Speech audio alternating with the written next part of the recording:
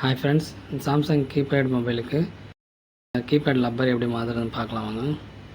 முதல்ல அந்த ஸ்க்ரூவெல்லாம் கழட்டிக்கலாம். அதுக்கப்புறம் அந்த ட்ரையாங்கிள் பிளாஸ்டிக் வச்சு பொறுமையாக ரிமூவ் பண்ணிக்கலாம்.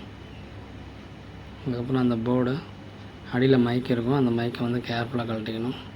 கழட்டிட்டு இப்போ போர்டை தனியாக எடுத்துக்கலாம். அந்த லப்பர் தனியாக எடுத்து நமக்கு தேவை வேண்டிய அந்த மொபைலில் போட்டுக்கலாம். அதுக்கப்புறம் அந்த போர்டில் அடியில் மைக் ஃபிக்ஸ் பண்ணிவிட்டு அந்த போர்டை வந்து ப்ராப்பராக ஃபிக்ஸ் பண்ணிடலாம்.